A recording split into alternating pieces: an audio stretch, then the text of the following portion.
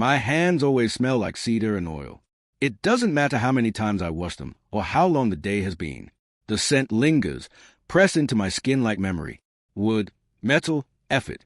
Things that don't disappear easily. My name is Ethan Walker. I'm 34 years old, and I run a small furniture restoration shop just outside a quiet Pennsylvania town most people pass through without noticing.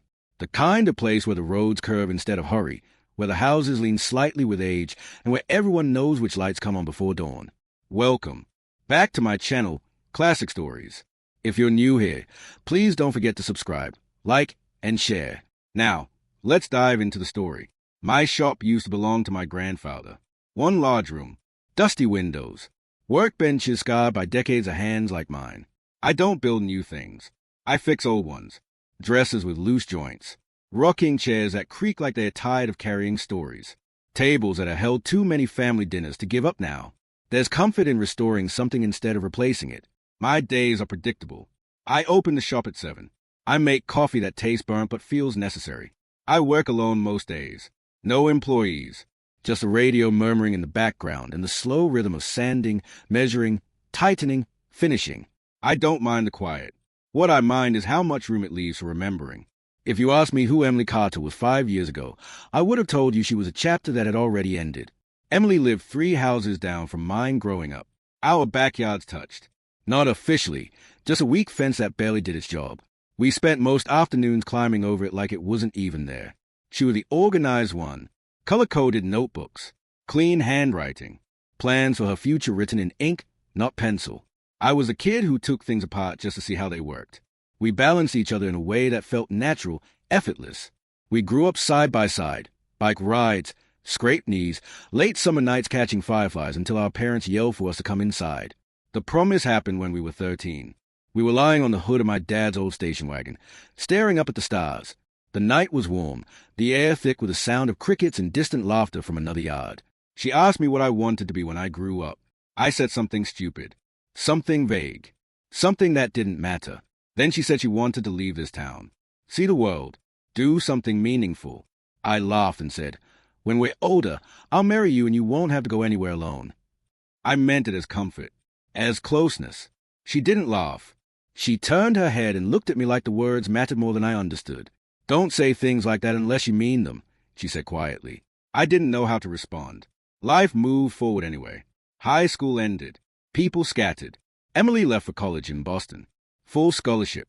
Big dreams. Bigger city. I stayed. Not because I lacked ambition, but because someone had to keep the lights on. My grandfather's hands had started to shake. My father had already left.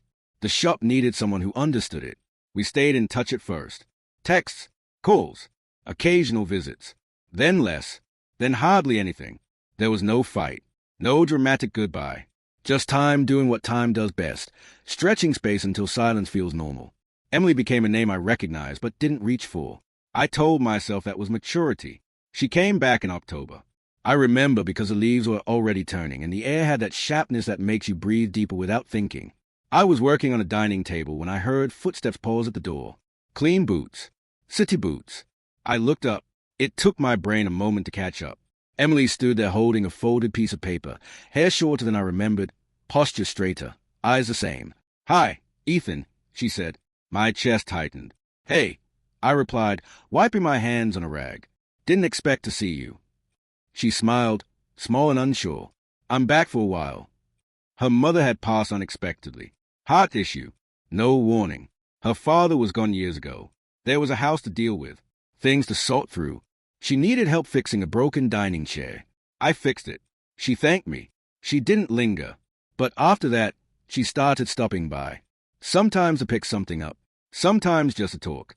Sometimes for no clear reason at all. The first radar crack happened on a rainy evening. The kind of rain that doesn't fall. It crashes. My phone rang just as I was closing up. Emily's voice was calm, but I could hear the edge underneath. Her car had stalled on a back road near the old mill. She didn't know what to do. I didn't hesitate. When I found her, she was sitting inside the car with the hazards blinking weakly, rain streaking down the windows like the world was melting. The engine was done for the night. I told her to lock it and get into my truck. She did. The drive back was quiet. The heater hummed. The rain swallowed everything outside. She stared out the window, arms wrapped around herself. "You always show up," she said suddenly. I shrugged. "You needed help." She didn't answer. The power was out at my place. I lit candles, gave her dry clothes, made soup on the gas stove. She stood in my kitchen, hair damp, sleeves rolled up, looking tired in a way that went deeper than the day. "I forgot how steady you are," she said. I didn't know what to say to that, so I didn't say anything. She stayed the night in the guest room.